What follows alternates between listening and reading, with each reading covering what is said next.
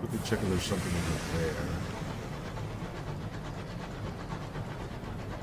Yeah, let's go this way.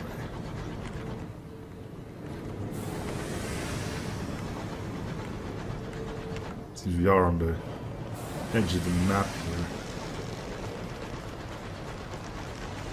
Here's stuff rolling.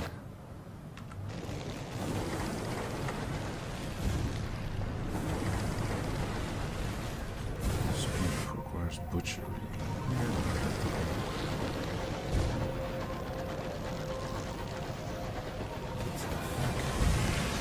Oh, it's another one of those. I'll help our brethren here. I'm sure they are our friend or foe.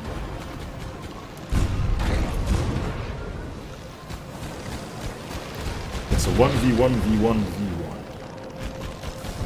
Although my idea is going to be to try and save. Oh, good. It's a 1v1v1v1v1. Why not then? Of course you are going after me because I'm apparently much more interesting.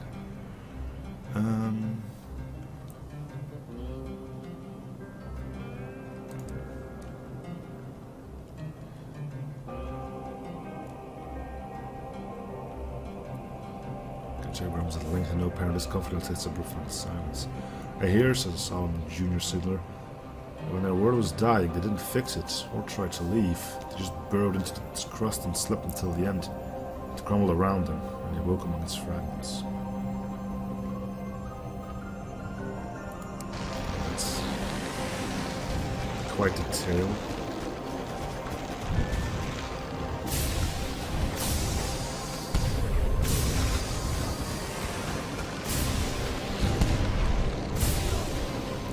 Meanwhile, those are still happily going at it.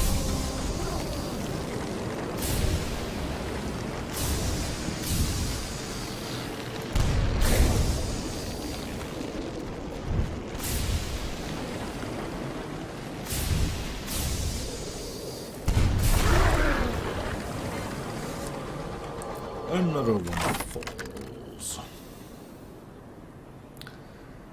Bronze wood not popular with London train. That'll give us bronze wood. We have a room for it.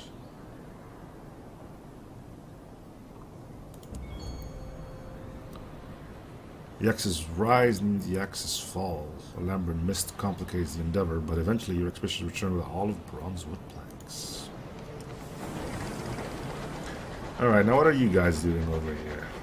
Anybody who's clearly going to be on the winning side of things, or...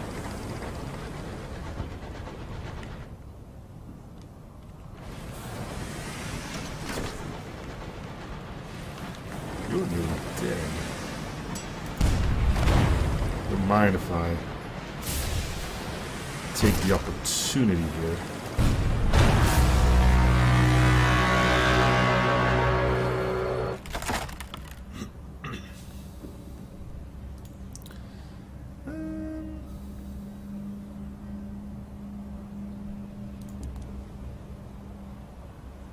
Three supplies, dude.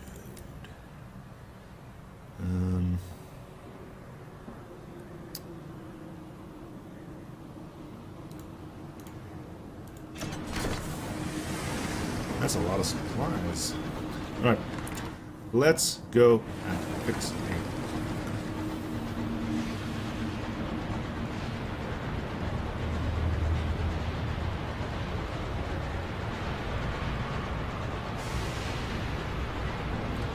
We also need to bring in the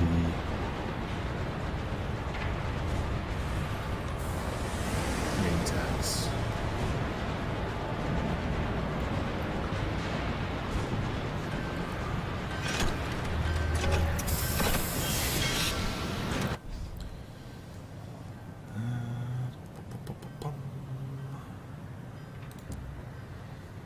Turn on your tech team nameplates for sovereigns, secrets, permits. We got plenty of those.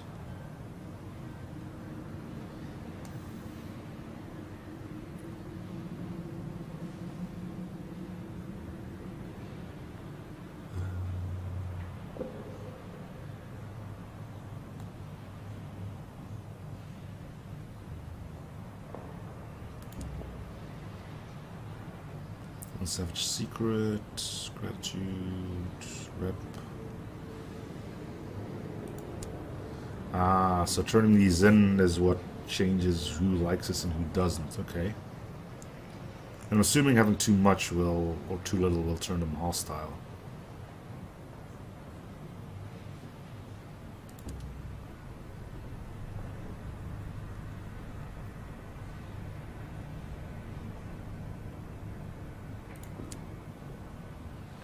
Okay. Enough of that then. Report.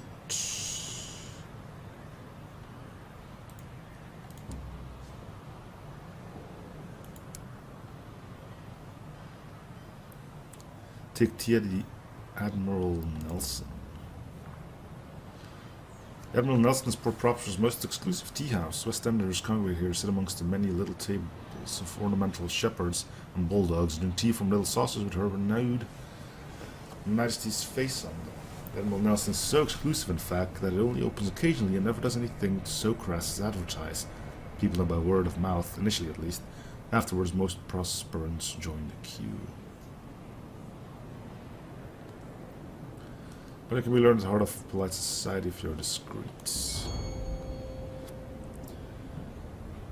Make yourself as unobtrusive as possible behind a complicated flower arrangement. Vice, Reign, and the Duchess are engaged in a most unbecoming war of words as they jab their butter knives into a shared meringue. A young diplomat is apparently thinking of a fresh start for himself in Albion, having quite ruined himself with dissolution and the unknown frontier. Skyfarer, long thought dead, has returned to general disappointment. Stories about life in the Reach are very much not the thing.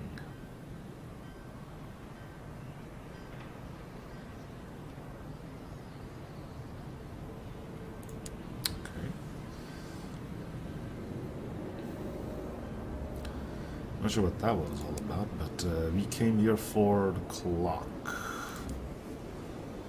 Deliver the materials. You're paid extremely well for delivery, and Foreman shakes you warmly by the hands. It won't take us no time now, he says with a grin. Maybe we should name the damn clock after you, huh? Yes, Janus Clock. 800 sovereigns. Nice. Kinda wanna see if I can upgrade my train now.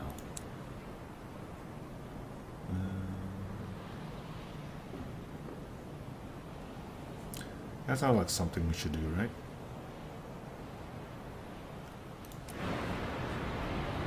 Okay, so everything's done here. So you kind of want to make our way back. We'll pass by this thing, but I kind of want to go check that out. How much fuel do we still have? 2. Can we buy fuel here? We should be able to. Shops. Porium.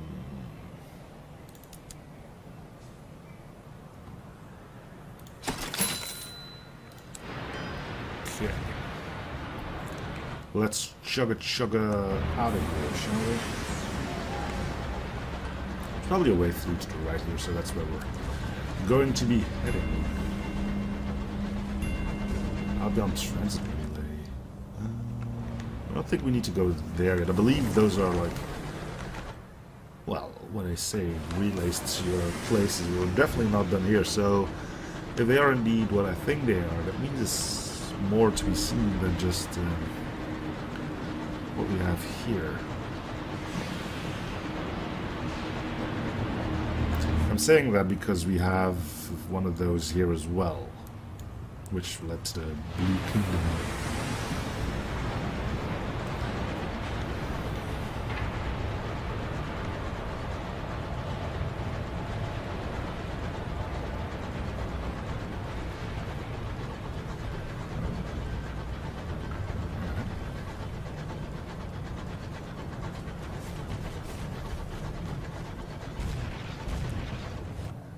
What's here the telltale signs of combat?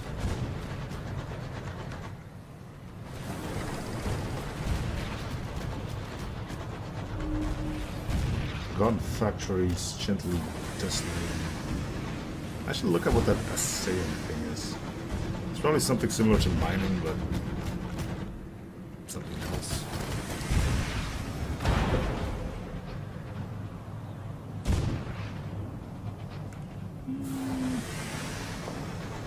Let's help our big guy out on this one.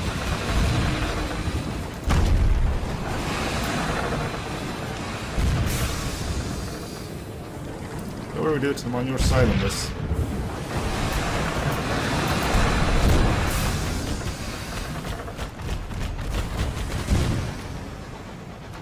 See?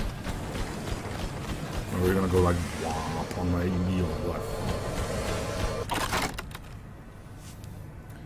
Well, we don't have room for the cargo, but I also don't want to lose crew, so...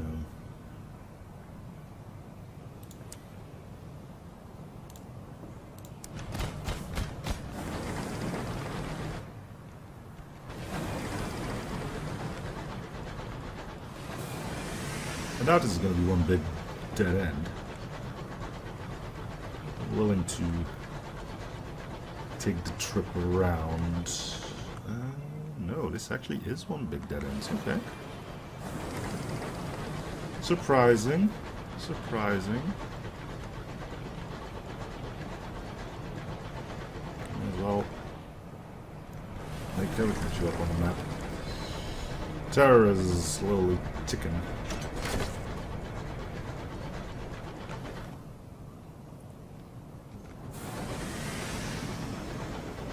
Alright, so if you find enough cash, we'll upgrade our train. Which means you don't really need to spend money on the bigger hold. Unless the bigger train doesn't have a bigger hold. Possible.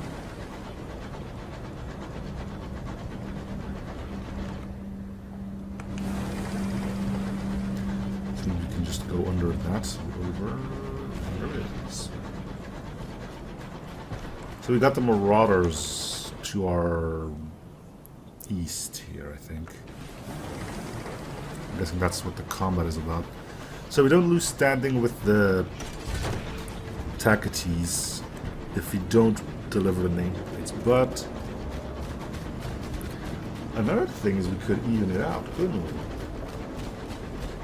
Like go after both. They're gonna go fight over there, we might as well let them. And our scouts found something directly north from it. But I turned back because I ran out of something or I had too much of something else. So let's go do some shooting on you because you think you're probably hot stuff. Someone needs to prove you wrong. I don't know.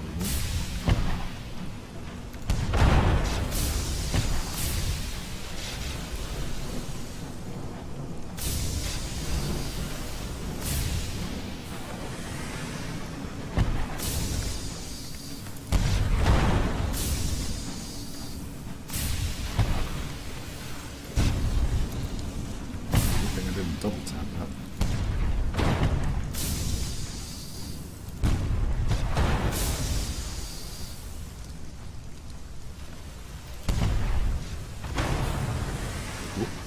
See what we get.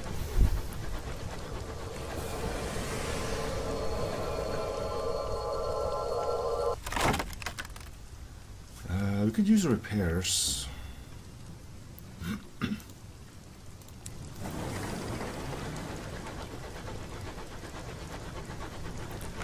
I'm also quite curious what happens if you run out of fuel. They just go, game over. I don't know. Maybe they're stuck at like half speed or something.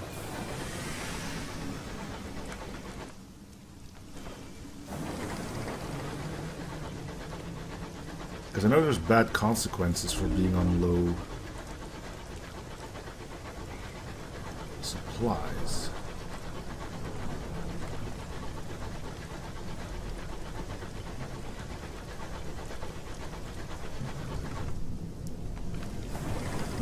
Don't know what happens when you run out of fuel. For all we know, just throw some supplies into the engines. Ooh, you're a big lug, aren't you? The engine drifts unhappily through the sky. Some unholiness keeps the front of the engine tethered to the rest, despite eruptions of corpse-white fungus that divide the train. The locomotive side is scored with black scars. The name Parzifal can be made out in brass letters on its side. The first engine through the avid horizon, the navigator whispers. London Pride, once captained by Lieutenant Commander Percy Blythe.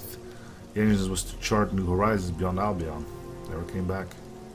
What happened to the first engine in the high wilderness? The doors are sealed, it lights dim, drifts in the currents mangled by fungal extrusions.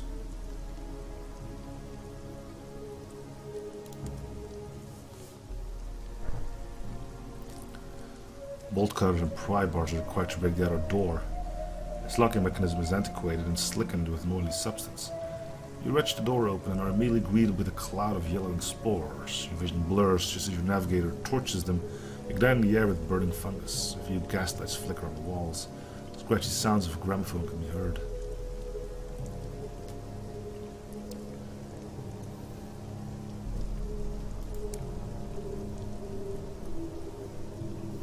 Spores drift through broken carriages like dying fireflies. Wooden posters bearing a renewed Majesty's face moulder on the walls. Music scratchy but distinct echoes through the empty carriages. A great wall of pulsing fungus separates the back of the engine from the front.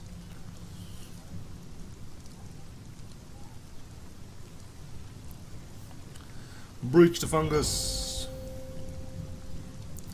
You organize your hardiest stokers into a rota, slowly but steadily widening the gap between the padded walls of quivering fungal flesh. The smell is direful, as are the ominous bulges protruding from the mushroom bulk. The extricable direction of her wide path clears straight through the fungus, bisecting it like two lungs separated by the trachea. You pass through unharmed.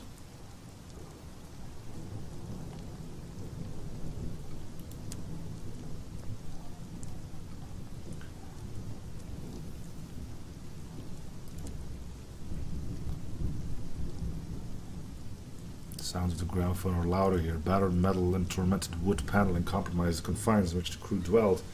Chubby toadstools, roundest pastries dot the cramped bunk beds. Mementos of home are scattered about the fruiting debris. Slim volumes of Arnold and Blake, vials of honey, engravings of simple domestic scenes can be found under every bunk. There's uncovered little tallied charts on a folded up bit of paper. It seems the crew were organizing a whip round for their commander's retirement present. Settle on a plot of land on Port Prosper.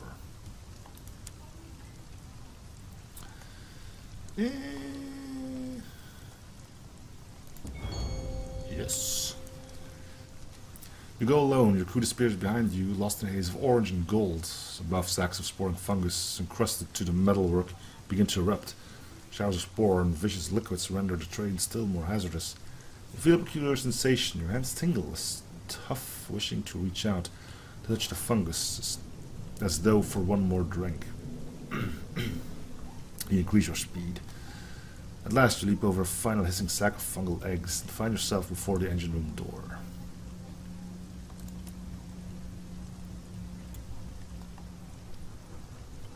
The thick steel door is scored with bullet holes and is held in place by tendrils of ropey white fungus. As you approach, you notice the damage done to the walls, riddled with bullets, all stained on the carpet. An attack was mounted on the engine room. You can hear music loud and clear from inside, and your green light pours through the hinges like floodwater. You push open the door.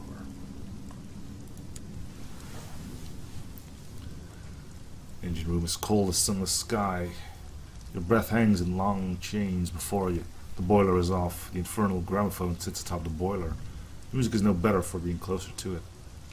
Before you lies a dense macabre of fungus and corpses, hand in frond. The wall, suspended by fungus, is a body in a captain's uniform. Corpses bear bullet wounds. They are unmarred by fungus, decaying in peace. Amongst the rank insignia, you spot a first officer, chief engineer, and a conductor. All died violent deaths.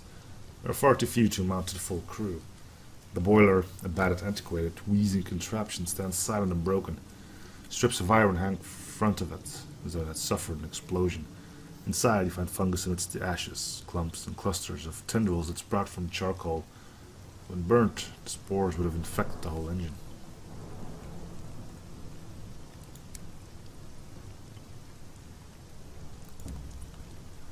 Here lies all that remains of Lieutenant Commander Percy Blythe. The corpse of the finest officer of his generation hangs from the wall, suspended by chains of pale fronds. His skin is sallow, Sallow. What does sallow mean? Bum, bum, bum, bum, bum, bum, bum, bum.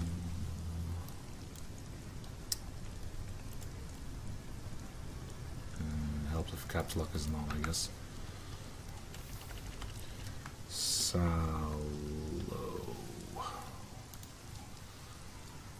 A person's face of complexion with an healthy yellow or pale brown color.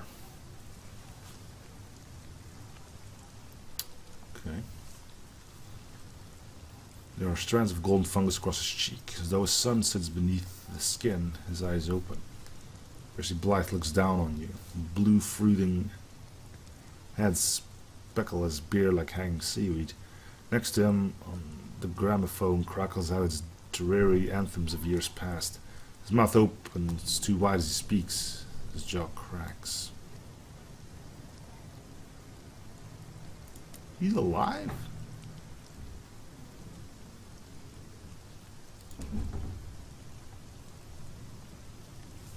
He groans, his mouth opens impossibly wide, and a cloud of yellow spores emerge. I'm all that's left. An oily liquid begins to drip from his left eye. I'm a child of the grave garden.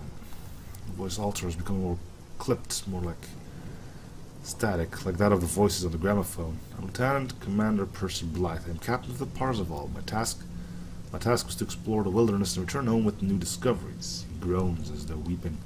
I am all that remains. I want to go home. Meanwhile, we're just racking up the terror. That's cool.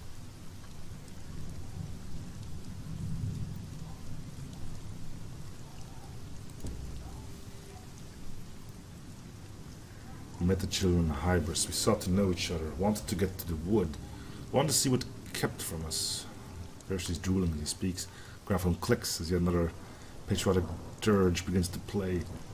Percy Blythe struggles in his bonds, pulling himself up to stand a little straighter. We made contact on Hybris. The fungus was so bright, so beautiful. His eyes shine gold. I brought it aboard. God forgive me. I wanted the crew to see, to know. Oil leaks from those hollow eyes. I'm sorry. I'm so sorry. Some came willing, others refused to join us. We had to. He breaks off into silence, staring away into the middle distance.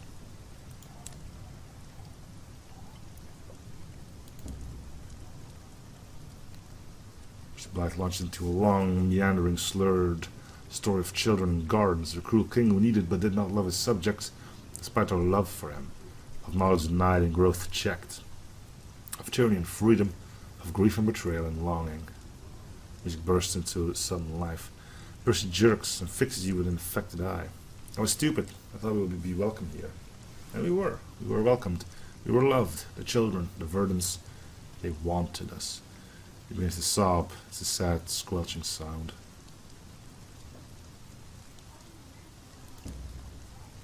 That was bad for terror. You approach gingerly, fishing for a handkerchief in your pockets, reaching up, bring it to dab it into your tears that scoured the Lieutenant Commander's face. Beneath the grime, you can see Percy's flesh is remarkably well preserved, save for the vibrant tendrils of golden fungus running beneath the skin. Thank you, he whispers.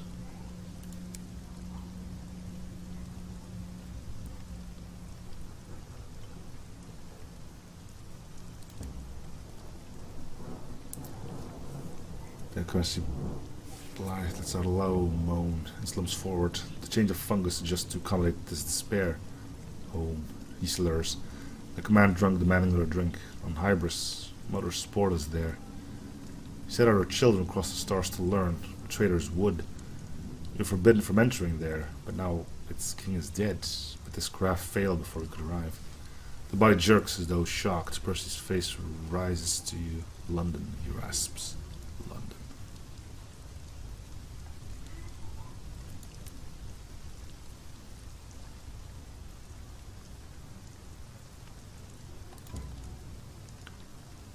No, Commander hisses, his eyes rolling in his head. Sabotage, mutiny, ignorance, no fuel. Children too greedy, spread too fast, like fire. It is broken, the crew all gone. I am alone. His head lolls as though his neck were broken.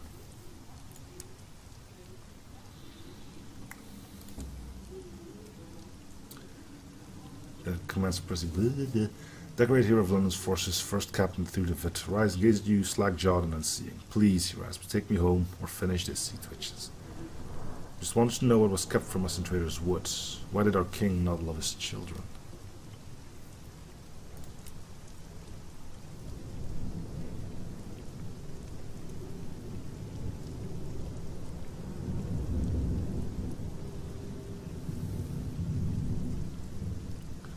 Let's take him to Trader's Wood.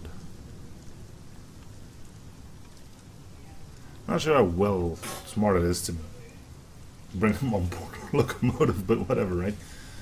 The remnant of Percy Blythe does not appear to register your response.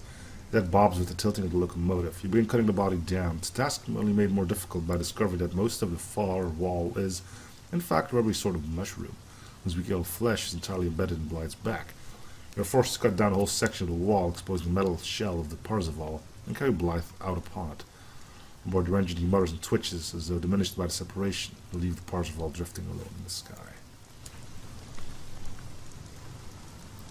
Yeah, that's kind of terrifying, isn't it? We need to head back, because we really need to do something about our terror.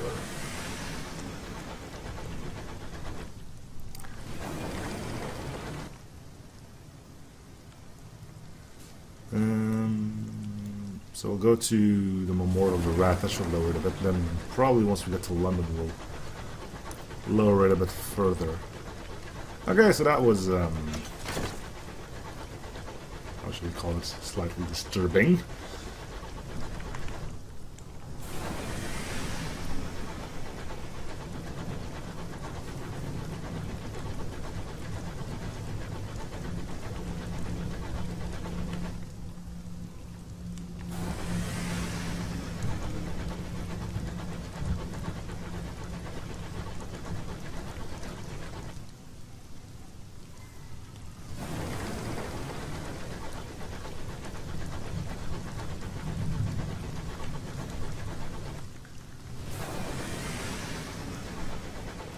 I'm not sure how smart it is to take this guy back to London.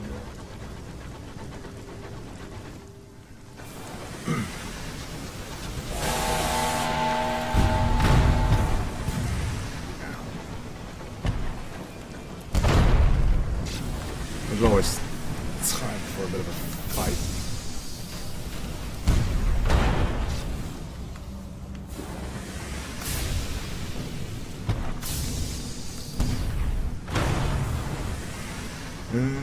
How about some fuel or something? Oh, wait. Recovered weaponry. This will give you a small weapon that you can equip while in dock or sell to equipment. Yeah, let's steal the weapon. One reclaimed marauder and go. What? A fire-eyed maid of smoky war, all hot and bleeding, will be offered. A rickety weapon that indiscriminately lobs smoking balls of superheated debris. Okay.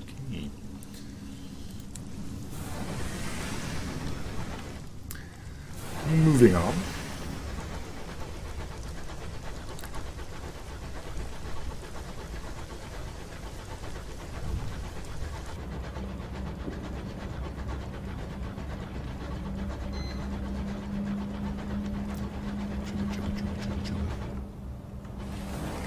Okay, here's our rat thing. I wonder how much terror will lose.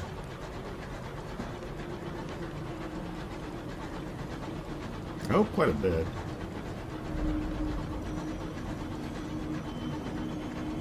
Wait, do we just lose terror if we stick around here?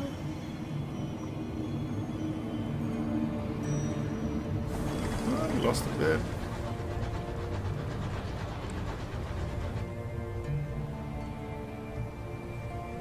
There's no real need to go to Port Avon. I'm pretty sure there's nothing there for us. People don't like us anymore. We watch too much cricket.